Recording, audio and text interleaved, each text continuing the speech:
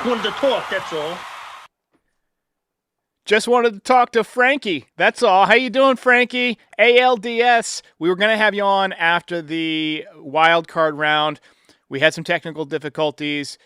Well, first of all, you got bumped for TK, which, I mean, come on. Of Good course. move. But but then TK couldn't go on. So we're finally getting you on. How you feeling about this series, man? Derek, is good to talk to you. I'm feeling good. Anxious, nervous because what happened in the summer is still inside my brain. I'm still thinking about that sweep. That's haunting me. But look, I want to say this is a better team now than they were. They're not in that summer swoon anymore. A little bit more confident. They're playing better baseball. They're not doing as many dumb things as they did back in the summer. So let's hope that that this team can actually finish it off in Toronto. All they got to do to me, if you can win one game in Toronto, win one of those first two, I think we'll be good. I agree. I agree 100%. I think taking game one will put Toronto's back up against the wall, and we just got the game one lineup drop. So I'll talk through the lineup, and we can kind of go from there and just kind of hash it out, Frankie. So we got Trent Grisham leading off. Didn't have the best wild card round. Obviously, game one was very tough, but he picked up a couple of hits. Aaron Judge. It'll be interesting, Frankie, to see if they pitch to Aaron Judge, because when the Blue Jays won that series, they just didn't throw to Judge at all. However, if you're putting runners on and somebody else is hitting around Aaron Judge, as no one was at that point, it can be dangerous to just create base runners, because at some point somebody's going to run into a 2-run or 3-run home run. Cody Bellinger in there in left field, batting third. I think it's good that he's playing on the turf-ish substance despite the bruised heel. That's why he was limping off the field the other night. We got Ben Rice in the cleanup spot. Frankie, I'm counting on a big series from Ben Rice. I think Ben Rice is going to have a big series. Toronto has a lot of righties. They don't have a great bullpen. Ben Rice is my pick to click. And then Giancarlo Stanton, he of the almost home run. And did you see his message to the kids after the game, Frankie? Don't do that. Don't do that. And he was, I think Giancarlo might have been drunk. I think he was drunk there. I mean, I don't blame him. He was celebrating a victory. That he was either drunk after the celebration or during the game. Either way, it didn't come back to bite him. But God bless him.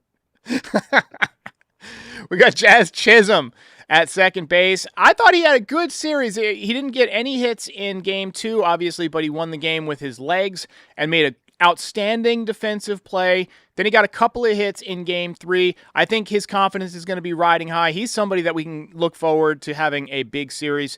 Ryan McMahon at third base, he of the amazing catch. By the way, none of the Red Sox tried to help this guy from possibly crushing his skull, going headfirst into concrete. Luckily, he did an acrobatic move. Great help these Red Sox were. Jerks! Biggest jerks! Sweet Caroline. We forgot to send him off. Guess what, Frankie? Good times never felt so good. So good. All right, we can dispatch with the Red Sox talk now because they are done. Bye. You know what? I did like Lucy Burge, who comes on Foul Territory all the time, or at least she used to. I haven't seen her lately. She posted Red Sox in 3 in her little, Red Sox, whatever that. I mean, it was essentially a bra with a zipper is what it was that she was wearing, and a halter top. I think it's called. I don't know. I don't know women's fashion. This is a baseball show. And Cam Schlittler replied, "Not this year." I totally He's my favorite think, person of all time. I love that man. I got a hot take, Frankie. I think those two are getting married. I think those two behind the scenes they're dating. They're going to get married. And then we got Volpe at shortstop. Volpe had a surprisingly effective wild card series, not only with the bat but stealing some outs with his glove. I mean, he was getting rid of the ball quick at second base. He was making nice picks. I thought he was very effective defensively, Frankie. Yeah, I'm just genuinely surprised. October Volpe is just a completely different player. I don't know what it is about him. It's like how I was saying last year, how like April, May, and June Aaron Judge is different than October Aaron Judge. But so far, things look to be on the right track there. Volpe, for some reason, he just turns it on in October, and I love seeing it. And Yankee fans are definitely gonna lay off him if he can just keep performing like this, keep hitting like this, don't make any stupid mistakes. Fans will start to warm up to him again, because this is when it matters. We'll turn around. You got to step up here, and so far he's been doing that. Yep, and then Austin Wells in the cleanup spot behind the dish. And Luis Heel on the mound. Frankie, how you feeling about Luis Heel? I mean, there's no question about his stuff. He's a guy who throws 100. He's electric, got a good breaking ball, good changeup. But the problem with him throughout his career has been throwing strikes. Now, I contend that when he is throwing strikes, he's one of the best pitchers in the American League. We've seen him be extremely dominant. His stuff plus is through the charts if you ask the analytics guys. But again, you've got to be able to throw strikes. You can't be walking guys, especially against a team that makes contact, because when you combine hits with walks, that's when you get runs, okay? So what are you expecting from Luis Heel tonight? What are you hoping for Luis Heel tonight? Realistic expectations for Luis Heel tonight? I mean, Cam Schlittler set my expectations so high for what a Yankee pitcher should do in the postseason. That's what I'm expecting here. I really don't know. It could go either way here. I mean, I'd feel better. Obviously, I know why, but I'd feel better if Max Fried was the one starting game one. But look, he's shown up for us in the past. We got to just hope that he's able to do it here again. Can he get those swings and misses? That's important here. But anxious, optimistic. I'm much more confident. Speaking ahead here, I'm much more confident about the Yankees in game two than I am in game one. Yeah. I think we're winning one game here in Toronto, but again, the question is which one. And I feel better about Fried on the mound for game two than I do on game one. But who knows? Maybe he can surprise us and pull off something here. But I'm hoping. But that's why it's important to win game one, because we do feel like we have an advantage in game two, right? So if you win games 1 and 2, I think the series is over when you get back to New York in game 3. I think it's going to be that simple, because they'll be riding such momentum. You know, this is a team that has been playing really well down the stretch. I know they have been playing some tomato cans, but they've looked good. They've looked as cohesive as we've seen them. And coming back as the first team ever to lose game 1 of the Wildcard series and then win the next 2 has got to give them a little bit of confidence going forward, Frankie. Now, I know that Cam Schlittler set the bar high. One thing here. One more thing. How many walks is Hill going to have tonight? You have to predict. I'm going to... Okay. Here. So, what Cam Schlittler set the bar high. 8 innings, no walks, 12 strikeouts. I'm going to say he sets the bar a little bit higher. 9 innings, no walks, 13 strikeouts. That's where we're going, baby. 9 innings, no walks, 16 strikeouts. Let's go. No, I think we'll take 6 innings of 1 or 2 run ball with, maybe 2 walks. I think the Yankees will get to Kevin Gausman today because, one, it's been a little while since he's pitched. And number 2, the times that he's pitched well against the Yankees have been when they have not been playing well. Aaron Judge used to absolutely destroy Gausman, but this year he had some trouble with him. I expect that trend to shift back. I think if he decides, hey, I'm going to challenge Aaron Judge right now, I'm going to go after this guy, I think Judge is going to burn him because Judge is swinging the bat with confidence now. When he faced him before, he was not. He is fully healthy, and he's due for a dinger. Do you believe in due? Like if a guy who traditionally hits a lot of home runs goes 4 or 5 games without one, do you start to say, oh, he's due? It's just like a statistical probability? Absolutely, especially someone like Aaron Judge. The question is, as you mentioned, are they going to pitch to him? I'm going to lean towards no, and because look, he did it in the regular season, and it worked for the most part in the regular season. I'm surprised most teams don't just automatically give him the 4 walks. I'm surprised they don't give it to the AL record for single season walks, intentional walks. So if that's the case, if he's going to have that, then Cody Bellinger, whoever's batting in front of him, is going to have to really step up here in order to make up for not pitching the Judge. But let's hope that he screws up at least one time and decides, I'm just going to pitch the Judge here and let's see what happens. Because if he does, give it time, he's going to kill you. Okay, so let's then talk about due. Who else do we think is due on this series? And due for what? I mean, Giancarlo Stanton obviously hasn't hit a home run in a minute, but he hit one off the wall the other day. And typically when he starts getting close, like he's one of those guys you can see it coming, right? He hit a high fly out at one point, and then he hit one off the left field wall. Don't do that, kids. I think he's due. I think if you hang him a splitter, or if he goes up there looking for the splitter, I think he might be a dangerous bat today. I think Jazz is due for a home run. This guy who hit over 30 during the season hasn't hit one in a minute. And I'm going to say Trent Grisham. He hit 34 home runs and didn't hit one in the last round. Didn't really do much right there at the end of the season. I think he's due. You took all the names I was going to go with there, especially Grisham. I just feel like for someone who has been as dynamic as he's been, he's bound to hit one here in this series. It is amazing to think about. You talk about Stanton. It is amazing the Yankees won that series, and we talked about heading into this postseason. It was important for them to it was important for Judge and Stanton to both be hot in order to keep us going throughout the postseason. Amazing they won a series without either one of them hitting a home run. Now, Yeah. Judge did do a lot. Stanton didn't really do anything until game three, but it is impressive of this team. And the other thing impressive about game three, not just Schlittler, scoring 4 runs, none of them off the home run. I love when this team hits home runs, but I even love it more when smart baseball, and some of that was the Red Sox and their stupid defense, but they were able to get it based off singles and doubles, and that's what I love. And catcher's interferences, they were able to get it 4 runs across the plate that way. More of that, Yankees. Again, we love the home run, but that's not the only thing. If you're going to win a World Series just based off that, I don't think it's going to happen. You got to be able to get more base hits. Now, more it's okay to mix those games in. Like, I would love it today if they had one of those 8-9 home run games, score 15 runs. The time to do that is early in the series because then you kind of wipe out the team's bullpen a little bit, right? I want the Yankees to demolish the Blue Jays in one of these first 2 games, so that way when you head back to New York, the bullpen's a little tired, right? And then we're hitting the good part of our rotation. We got Rodon and Schlittler. And let's talk a little bit about Schlittler because he is going to get a start in this series if it goes 4 games. He's going to start probably game 4, which will oftentimes is a crucial game in the ALDS. Yankees last year dispatched of the Royals in 4 games. Do you think that he can back that up? I mean, Garrett Cole said he has it, right? Whatever it is. Do you think that he can back it up? Or was that kind of like the peak? No, I'm a full-on believer in Schlittler now. I think he's going to deliver another sensational performance. I'm a total believer in him now. Just seeing the confidence they had. And I saw some people debating whether or not where that ranks in terms of great Yankee postseason performances. And it's weird because it's not a World Series. It's not an ALCS. It's not even an ALDS. It was, this Wildcard series, which is typically new. It's only been around for 3-4 years. Yeah. But it was a winner-take-all game. It was against the Red Sox, our most hated rival.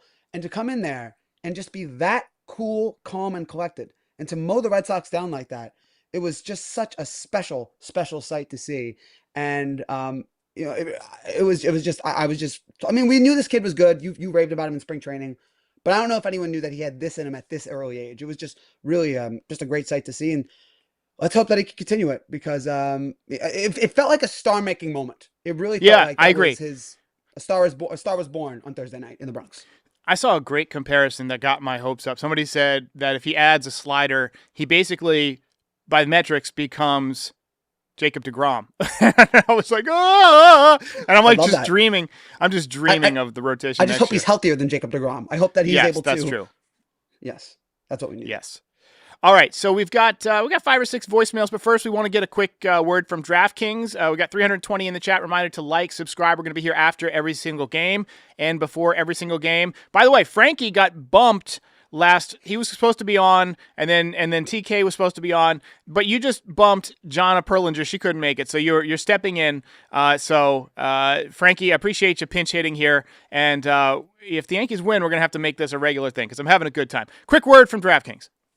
Pressure is on, the lights are brighter, and with DraftKings Sportsbook, you're right there in the middle of every moonshot moment. DraftKings Sportsbook delivers the intensity of October with player props, live in-game betting, and odds that can change as fast as a ball flying over the fence. New customers bet just $5, and if your bet wins, you'll get paid out $200 in bonus bets instantly. Download the DraftKings Sportsbook app and use the code FOUL. That's code FOUL to turn $5 into $200 in bonus bets if your bet wins. In partnership with DraftKings, the crown is yours. Gambling problem? Call 1-800-GAMBLER. In New York, call 877-8-HOPE-NY or text HOPE-NY 467-369. In Connecticut, help is available for problem gambling. Call 888-789-7777 or visit ccpg.org. Please play responsibly. On behalf of Boot Hill Casino and Resort in Kansas, fees may apply in Illinois. 21 and over. Age and eligibility varies by jurisdiction. Void in Ontario. Bet must win to receive reward. Minimum minus 500 odds required. Bonus bets expire 7 days after issuance. For additional terms and responsible gaming resources, see dkng.co/audio.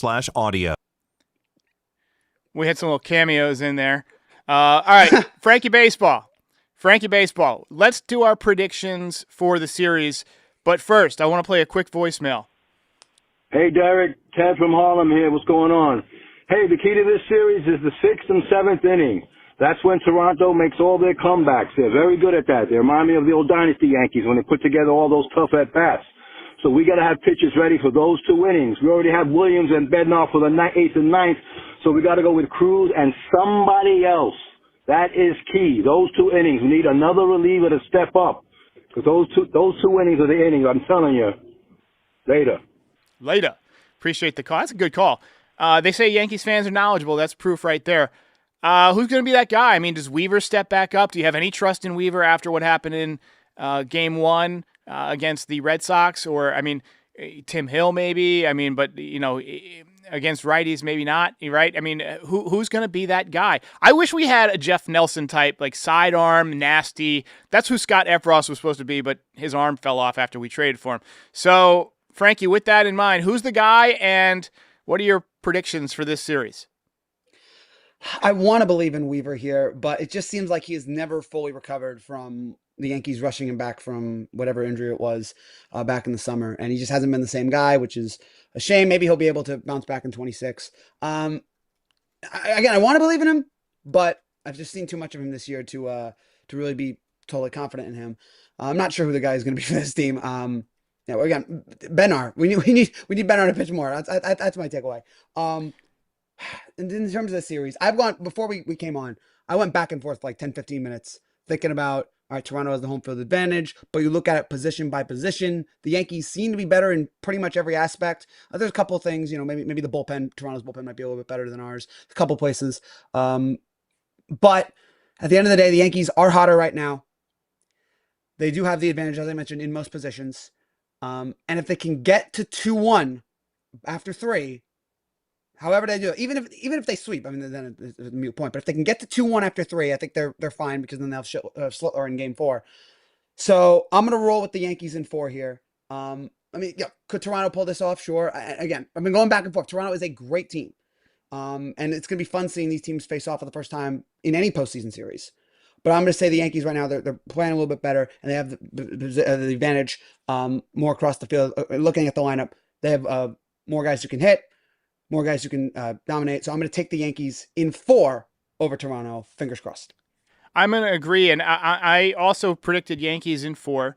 But I'm going to tell you how they get there. Raymond Vellon says Doval throwing well. I think he's the guy who steps up in the bullpen. He's been throwing the ball well.